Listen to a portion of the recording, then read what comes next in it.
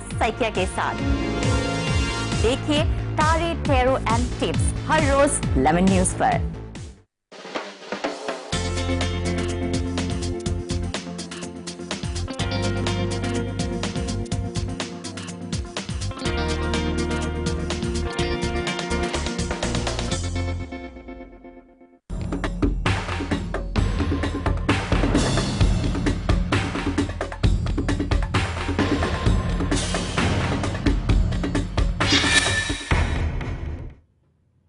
नमस्कार, आप देख रहे हैं लेमन न्यूज। मैं हूं आपके साथ राहुल गोयल।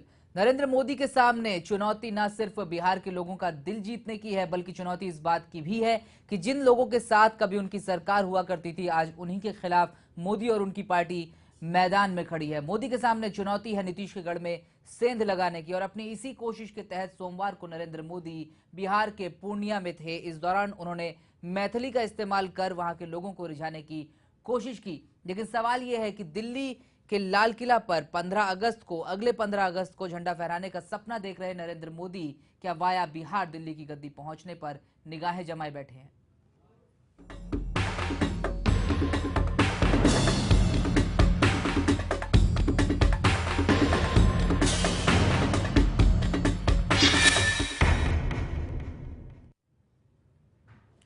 बीजेपी के पीएम पद के उम्मीदवार नरेंद्र मोदी बिहार के पूर्णिया पहुंचे। वहां पर उन्होंने मैथिली में अपने भाषण की शुरुआत की और तमाम तरीके से लोगों को रिझाने की कोशिश की, लेकिन उनके निशाने पर रहे नीतीश कुमार, जो कि बिहार के मुख्यमंत्री है। और उन्होंने कहा कि नीतीश दरअसल पीएम बनने का सपना पाले हैं और इसी के चलते उन्होंने बीजेपी से अपना गठबंधन तोड़ा। क्या है नरेंद्र मोदी की निगाहें किस चीज पर टिकी है, और क्या वाया बिहार दिल्ली तक पहुंचने का सपना नरेंद्र मोदी का पूरा होगा? इन तमाम बातों पर होगी चर्चा। हमारे साथ राजेश कोशेकर जी मौजूद हैं, हमारे वरिष्ठ सहयोगी, और लेमन मराठी के संपादक हमारे साथ जुड़ रहे हैं। और इसके अलावा फोन लाइन पर कुछ लोगों को हम अपने साथ जोड़ने की कोशिश करेंगे। लेकिन सबसे पहले सुन लेते हैं कि आखिर मोदी ने पूर्णिया में क्या कुछ कहा।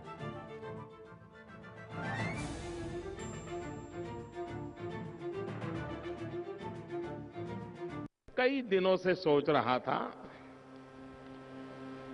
कि इतना अच्छा खासा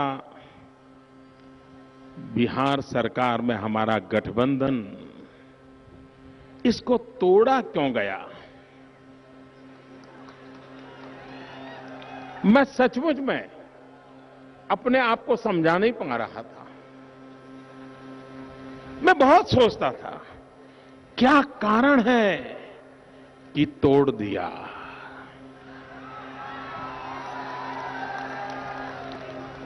कोई कहता था अहंकार, कोई कहता है ये तो पीठ में छुरा भोंकना उनका स्वभाव ही है। भाइयों बहनों, मुझे इतना जरूर हुआ था इस प्रकार का कृत्य करने वालों के कारण जयप्रकाश नारायण जी को, राम मनोहर लोहिया जी को कितनी पीड़ा होती होगी, कितनी पीड़ा होती होगी। मैं इसी विचारों में रहता था। लेकिन अच्छा हुआ, अभी 2-4 दिन पहले ही पता चल गया कि उन्होंने तोड़ा क्यों था।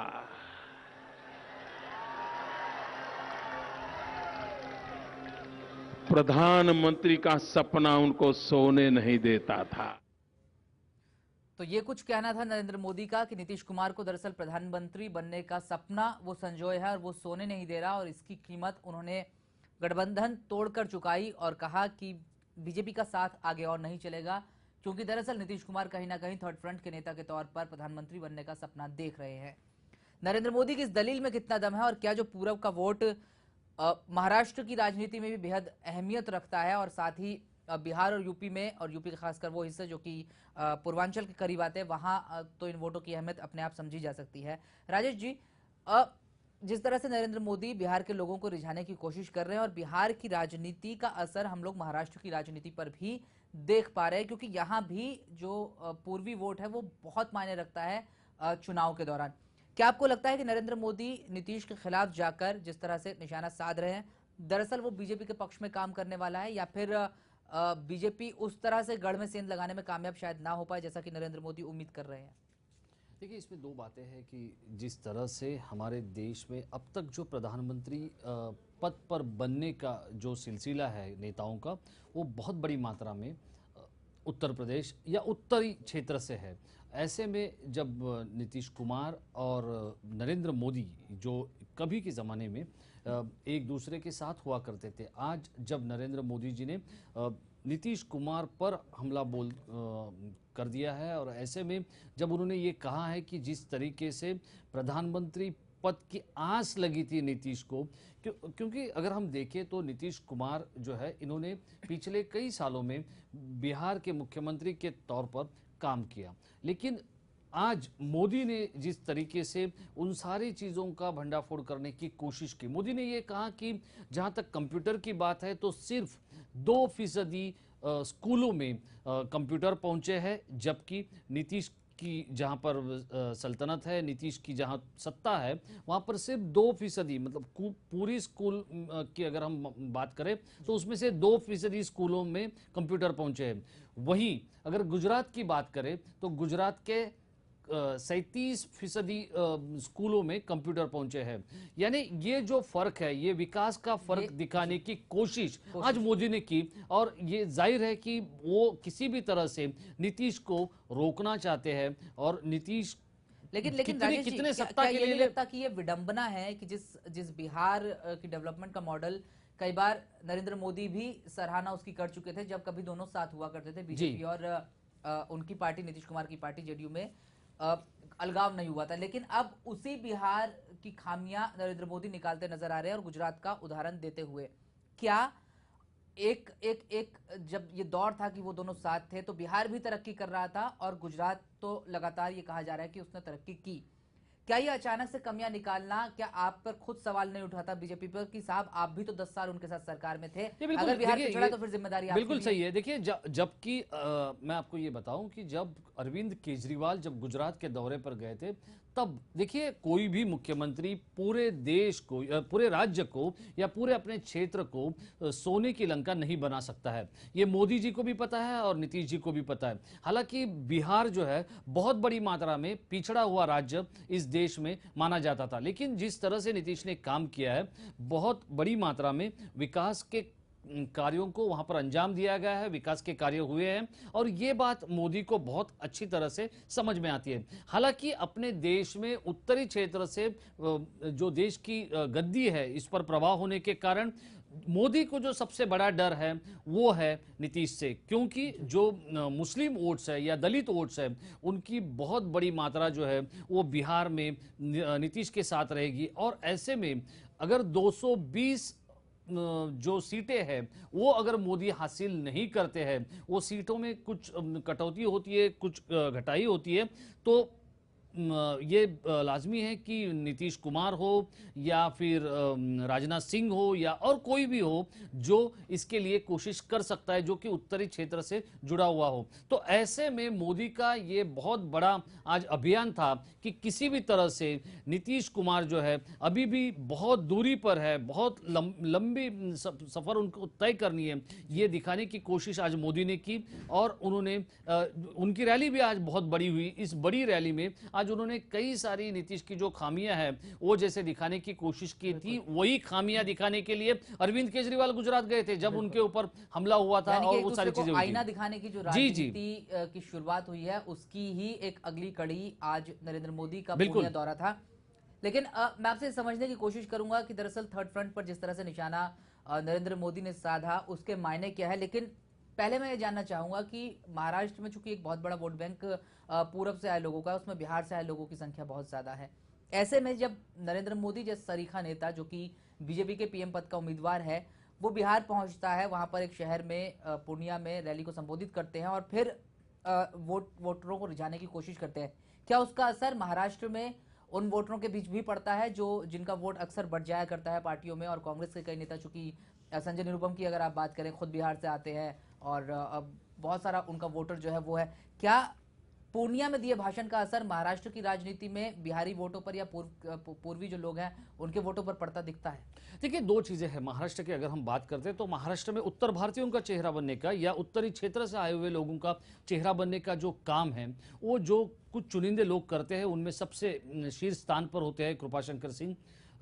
उसके साथ साथ संजय निरुपम ने ही मुंबई में छठ पूजा का एक कार्यक्रम शुरू किया, और जिस कार्यक्रम के जरिए मुंबई में उत्तर भारत या बिहारियों की जो भी एक रणनीति हो, राजनीति हो, वो पनपने लगी। और जैसे ही आज देखिए, जो उत्तर भारतीयों को पीटने वाला दल था, उस दल के साथ बीजेपी ने गठबंधन मानो कर ही लिया है। हालांकि ये गठबंधन जो है ये आधिकारिक रूप से कागज पर नहीं उतरा है। बिल्कुल जी, कागज पर नहीं उतरा है, क्योंकि राज ठाकरे जो मनसे के अध्यक्ष है, और यही राज ठाकरे के लोगों ने जिस तरीके से बिहार से आए हुए, उत्तर भारत से आए हुए लोगों की पिटाई की, उसी राज ठाकरे ने कल अपने वर्धापन दिन के एक कार्यक्रम में यह कह दिया कि मोदी को समर्थन देने के लिए मेरे सांसद जो है वो चुन के आएंगे, वो जब चुन के आएंगे तब मोदी के साथ होंगे। अब बात यहां पर आती है कि नीतीश के लिए ये एक मुद्दा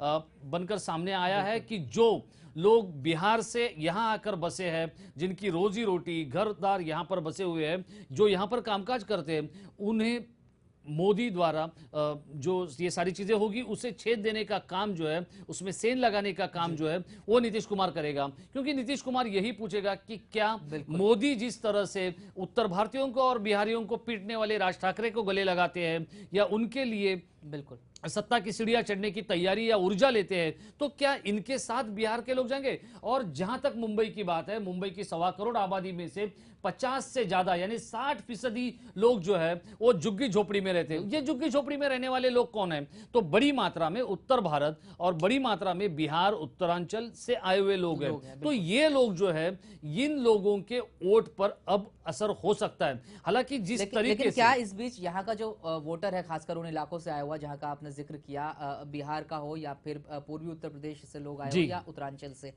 क्या उन लोगों के बीच एक कंफ्यूजन की स्थिति पैदा नहीं हो जाती है? क्योंकि जिस पार्टी का समर्थन बीजेपी कर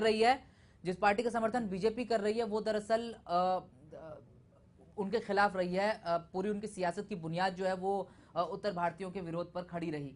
ऐसे में अगर नरेंद्र मोदी इस बात पे कन्विंस करने की कोशिश भी करते हैं कि हम बिहारियों का विकास चाहते हैं, ना सिर्फ बिहार में बल्कि जो देश के जितने भी हिस्सों में वो बसे हैं जाकर के, क्या आपको लगता है कि इस तर्क को हजम कर पाएगा वो वोट बैंक जिसके ऊपर दारोमदार है बीजेपी या फिर शिवसेना या तमाम जो पार्टियां उनमें से किसी एक को चुनने का? देखिए, दो बातें हैं।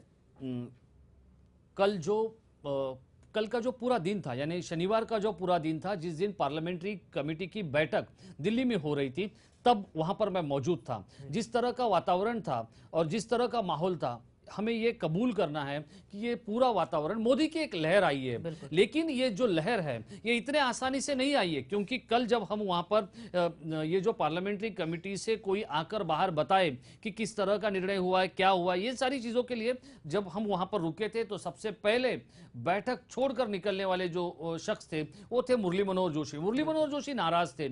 उनका जो चुनाव क्षेत्र है वो किसी तरह से उनके हाथ से जा रहा था। उसके बाद में सुषमा स्वराज है, फिर कई सारे लोग एक के बाद एक बाहर निकलते गए। लेकिन जब मोदी आए तब आप देख सकते हैं कि मोदी को वहां पर देखने के लिए, उनकी एक झलक पाने के लिए वहां पर हजारों लोग इकट्ठे हुए थे बीजेपी के कार्यालय के बाहर। लेकिन ये इस तरह का जो माहौल है, ये बीजेपी में आज भी, मतलब ऐसे नहीं कह सकते मोदी की सारी चीजें उनके ही पक्ष में हैं और वो जैसे कि प्राइम मिनिस्टर बन ही गए। लेकिन फिर भी कम से कम एक शख्स के नाम पर सब लोग सहमत दिखाई देते हैं, बतौर पार्टी भले ही विरोधाभास जो हो। अजितेश मिश्रा हमारे संवाददाता दिल्ली से हमारे साथ फोन लाइन पर मौजूद हैं। अजितेश, जो कुछ आज नरेंद्र मोदी ने पूर्णिया में कहा, उनके निशाने पर सबसे गंभीर तौर पर थर्ड फ्रंट, उसके नेता और राहुल गांधी रहे। क्या राजनीतिक हलकों में नरेंद्र मोदी के इस बयान के बाद कोई प्रतिक्रिया आई है, खासकर थर्ड फ्रंट से जो जुड़े नेता हैं जिन पर नरेंद्र मोदी ने सबसे ज्यादा जमकर निशाना साधा? जी बिल्कुल, मैं आपको बता दूं कि आज जब नरेंद्र मोदी बिहार के पूर्णिया में पूरी रैली को संबोधित कर रहे थे, थर्ड फ्रंट पर निशाना साध रहे थे और बिना नाम लिए साफ तौर पर जिस तरीके से उन्होंने नीतीश कुमार पर भी हमला बोला, वहीं दूसरी तरफ दिल्ली में अगर हम बात करें तो जेडीयू की एक महत्वपूर्ण मीटिंग चल रही थी जिसमें नीतीश कुमार, शरद यादव और जेडीयू के तमाम जो वरिष्ठ नेता थे वो मौजूद थे। उसके बाद इन सवालों पर अगर हम बात करें, जवाब की बात करें तो किसी ने भी कोई प्रतिक्रिया नहीं दी। हाँ, इतना जरूर है कि अगर हम बाकी थर्ड फ्रंट के लोगों की बात करें, ज्यादातर प्रतिक्रिया यही आई कि नरेंद्र मोदी प्रधानमंत्री बनने की चाह में इस तरीके की बड़ी बड़ी बातें कर रहे हैं, लेकिन उनकी बातें हैं वो सिर्फ हवा हवाई हैं। लेकिन अभी हम अगर नीतीश कुमार की साफ तौर पर बात करें तो उनकी तरफ से इस पूरे मामले पर कोई भी महत्वपूर्ण प्रतिक्रिया भी नहीं आई है। जी अजितेश, लेकिन राहुल गांधी पर भी उन्होंने निशाना साधा और उन्होंने कहा कि यूं लगता है जैसे राहुल गांधी जो है वो मंगल ग्रह से ताल्लुक रखते हैं, क्योंकि उनको देश में क्या घट रहा है इस बात की जानकारी नहीं है और उन्होंने उनके एटीट्यूड पर भी सवाल उठाए। क्या कांग्रेस ने इस पर कोई प्रतिक्रिया दर्ज कराई अपनी?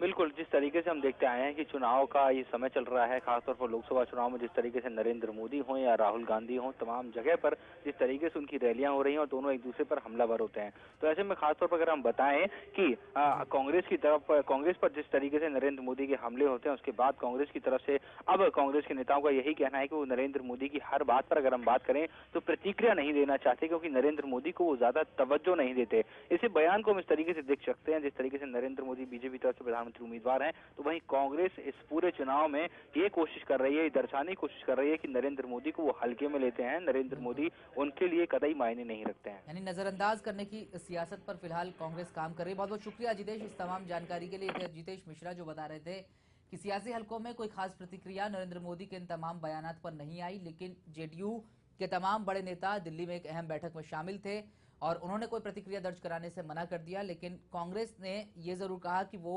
नरेंद्र मोदी की बात को गंभीरता से नहीं लेते, क्योंकि नरेंद्र मोदी कभी भी कुछ भी किसी पर किसी भी तरीके से निशाना साधते हैं। लेकिन राजेश जी, जितनी संजीदगी से ना लेने की बात कांग्रेस कर रही है, आपको लगता है कि दरअसल कांग्रेस खुद उन मुद्दों को छू नहीं पा रही है, उन मुद्दों को उठा नहीं पा रही है जिनको नरेंद्र मोदी जिनका जिक्र कर जाते हैं, और फिर हर बार ये इल्जाम कांग्रेस पर लगता है कि दरअसल एडवांटेज नहीं ले पाई कांग्रेस, बावजूद कि राहुल अब बहुत पूरी तरह से एक्टिव नजर आ रहे हैं तमाम सियासत हलकों में। क्या आपको लगता है कि कांग्रेस की भूल साबित हो सकती है कई बार? देखिए, इसमें दो चीजें हैं। अभी ऐसा है कि जो हालत मोदी की है भाजपा में, वही हालत राहुल गांधी की कांग्रेस में है। कांग्रेस के कई जो दिग्गज नेता है, जो दुड्डाचार्य है सत्ता के, उनका यह कहना है कि राहुल गांधी जो है अब इस वक्त पूरी तरह से प्राइम मिनिस्टर के कैंडिडेट के लिए तैयार नहीं है।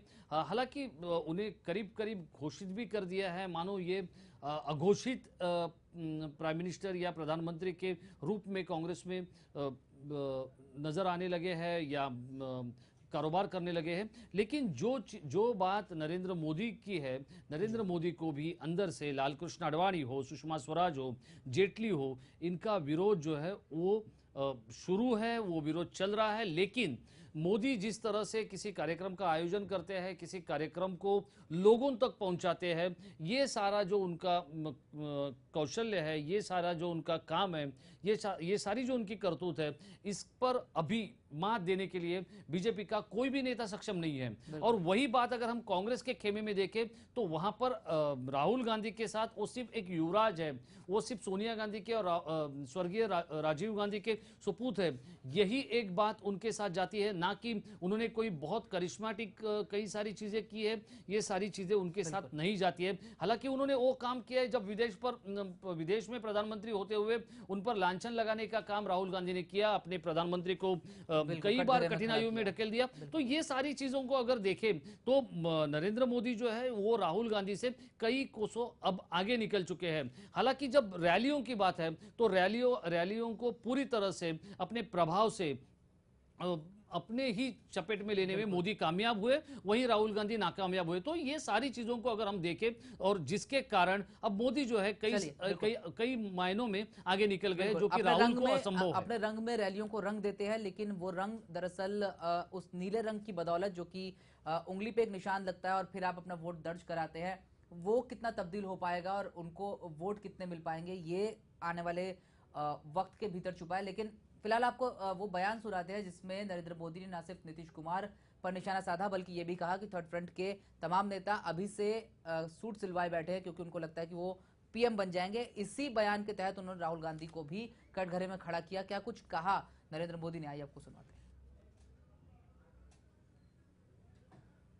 ये बहनों, ये जो थर्ड फ्रंट है ना, थर्ड फ्रंट, ये थर्ड फ्रंट जरा उस पर नजर करिए। जितने दल हैं उसमें से करीब करीब सभी दलों ने हर बार कांग्रेस सरकार को बचाने का काम किया है, उसको समर्थन करने का काम किया है। दूसरा दृश्य देखिए, उसमें या तो भूतपूर्व प्रधानमंत्रियों का टोली या तो प्रधानमंत्री बनने के सपने देखने वालों की टोली जमा हुई है। 1 डजन से ज्यादा प्रधानमंत्री बनने के कपड़े सिलाकर तो पीएम बनने का सपना देखने वालों की टोली जमा है। नरेंद्र मोदी ने पूर्णिया में अपने भाषण के दौरान ये तमाम बातें कही। हमारे साथ फोन लाइन पर बीजेपी नेता अनिल मित्तल साहब मौजूद है। अनिल मित्तल जी, बहुत बहुत स्वागत है आपका लेमन न्यूज पर। जिस तरह का निशाना नरेंद्र मोदी साहब ने आज तमाम थर्ड फ्रंट के नेताओं पर साधा और खासकर राहुल गांधी पर भी साथ में, प्रतिक्रिया ये आ रही है कांग्रेस की तरफ से कि हम मोदी साहब की बातों को गंभीरता से नहीं लेते, वो कभी भी कुछ भी कह देते हैं। क्या ये कांग्रेस की एक भूल है या वाकई कांग्रेस के इस तर्क में कुछ दम दिखाई देता है?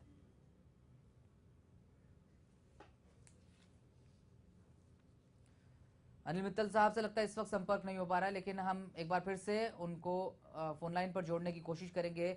राजेश जी, जैसा कि जो सवाल मैं अनिल मित्तल साहब से पूछना चाह रहा था कि कांग्रेस के लोग कहते हैं कि हम संजीदगी से नहीं लेते नरेंद्र मोदी को, क्योंकि वो कभी भी कुछ भी कहते हैं। क्या ये एक बचने की कोशिश है? क्योंकि सवाल तो वो मौजूद उठा रहे हैं, जो सवाल बनते हैं वो उठा रहे हैं कई दफा, लेकिन क्या ये बचने की कोशिश है या वाकई ये कांग्रेस की एक सोची समझी रणनीति है कि मोदी को नजरअंदाज किया जाए, तभी उस डर से, उस खौफ से बाहर रहकर कांग्रेस 2014 को ध्यान में रखते हुए काम कर सकती है? देखिए, इसमें दो बातें हैं। मोदी जिस तरह से एक के बाद एक आरोपों को लोगों के पास पहुंचाने में कामयाब हो रहे हैं, उन आरोपों का खंडन करने में या उनका स्पष्टीकरण देने में अब कांग्रेस में कोई सक्षम नेता नजर नहीं आ रहा है। हालांकि दिग्विजय सिंह हो या कपिल सिब्बल हो या सलमान खुर्शीद हो, इनमें किसी में बड़ी मात्रा में जाकर बड़े जनसभा को संबोधित करने की क्षमता नहीं है। हालांकि 10 जनपद के प्रति अपनी श्रद्धा और अपनी सारी चीज़ों को, अपने स्वाभिमान को उनके पास समर्पित करके जो लोग काम कर रहे हैं, उनसे कांग्रेस भरी हुई है, ऐसे मोदी का कहना है। और हालांकि एक मोटे तौर पर ये सारी चीज़ें दिखाई भी दे रही है। अब ये जो बात आती है, ये पूरी तरह से सोनिया गांधी और राहुल गांधी के ऊपर निर्भर होती है। जी, आपको रोकना चाहूंगा। अनिल मित्तल साहब, बीजेपी नेता, एक बार फिर से हमारे साथ फोन लाइन पर मौजूद है। अनिल मित्तल जी, बहुत बहुत स्वागत है आपका लेमन न्यूज पर। नरेंद्र मोदी साहब के इन तमाम बयानात पर कांग्रेस की प्रतिक्रिया ये रही कि हम नरेंद्र मोदी साहब को बहुत गंभीरता से नहीं लेते, क्योंकि वो कहीं भी कुछ भी कहते हैं। क्या आपको ये कांग्रेस की एक भूल नजर आती है या फिर कांग्रेस के इस तर्क में कुछ दम भी है? ऐसा है बंधु कि कांग्रेस इसको गंभीरता से नहीं लेती है, कांग्रेस की समस्या है। जी। अब देखना यह कि जनता इसको कितना गंभीरता से लेती है मोदी जी को। जनता गंभीरता से ले रही है। देश भर में इस बात के परिणाम सामने आ रहे हैं। पूरे देश की जनता मोदी जी के साथ है। हर वर्ग का व्यक्ति मोदी जी के साथ है। अब कांग्रेस अपना किसको गंभीरता से ले, किसको न ले, कांग्रेस को जनता कितना गंभीरता से ले, ये भी तो प्रश्न है। बिल्कुल अनिल जी, लेकिन एक कंफ्यूजन यहाँ पर अब भी बरकरार है। वो कंफ्यूजन ये है दरअसल कि नरेंद्र मोदी साहब बिहार में पहुंचकर जिन बिहार के लोगों के जिस तरह से समर्थन का दावा करते हैं, उन्हीं बिहारियों के खिलाफ काम करने वाली एक पार्टी महाराष्ट्र नवनिर्माण सेना, वो उनके साथ खड़ी दिखाई देती है और बीजेपी को उससे समर्थन में कोई गुरेज भी नजर नहीं आता।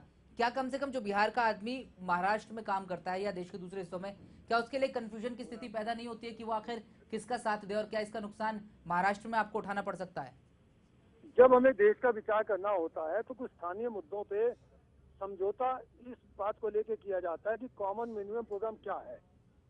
आज एमएनएस अगर इस प्रकार की कोई वातावरण वहाँ पे निर्माण किया है उसने एमएनएस ने, तो भाजपा ने कभी उसका समर्थन नहीं किया। लेकिन भाजपा को आज एमएनएस का समर्थन अगर लेना पड़ रहा है केवल इस दृष्टि से कि इस देश को एक स्टेबल, एक स्थायी नेतृत्व चाहिए और वो नरेंद्र मोदी जी के नेतृत्व में भारतीय जनता पार्टी दे सकती है जी। तो स्थानीय मुद्दों को बहुत महत्व ना देते हुए स्थानीय मुद्दों को, स्थानीय समस्याओं को महत्व दिया जाएगा। लेकिन जब कभी एमएनएस ने कभी इस प्रकार के मुद्दे उठाए तो भारतीय जनता पार्टी ने उसका विरोध किया है।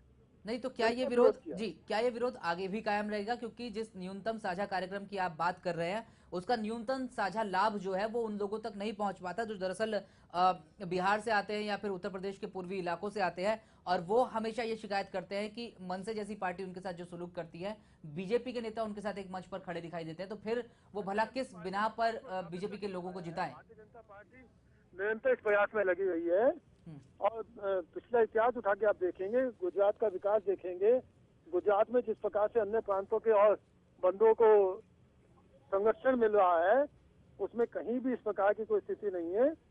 गुजरात भी महाराष्ट्र की तरह से एक अन्य प्रांत है जहाँ पे कि बिहार, उत्तर प्रदेश, मध्य प्रदेश के बहुत से बंधु वहाँ पे काम करने के लिए, रोजगार पाने के लिए जाते हैं और पूरे सम्मान के साथ पिछले 10 वर्षों में, 12 वर्षों में नरेंद्र मोदी के नेतृत्व में वहाँ पे बिहार, उत्तर प्रदेश, मध्य प्रदेश और राजस्थान के बंधुओं ने जो वो काम के लिए गए हैं, उन्होंने बड़े सम्मान के साथ अपना जीवन जिया है। चलिए, बहुत बहुत शुक्रिया अनिल मित्तल साहब इस तमाम चर्चा के लिए। राजेश जी, वक्त बेहद कम है, कार्यक्रम वाइंड अप करना होगा।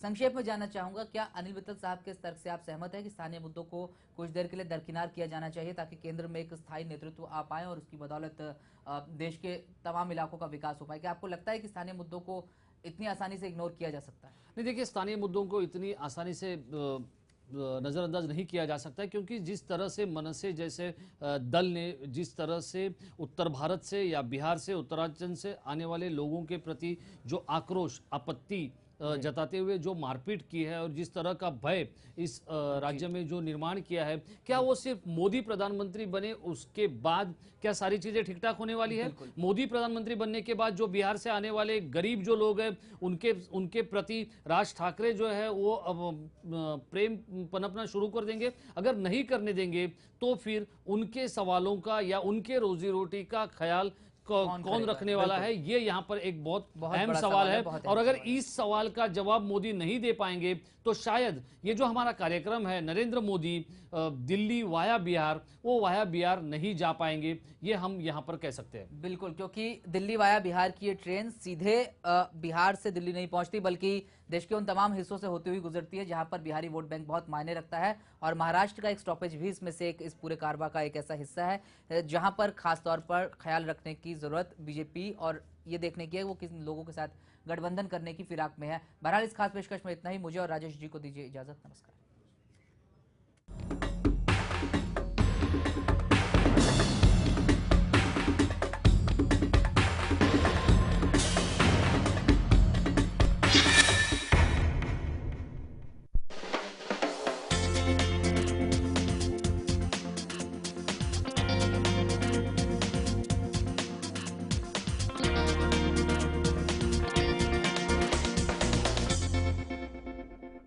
समय का टॉर्चर तो सभी सहते हैं, पर टिकते वही जो समय के साथ बहते हैं।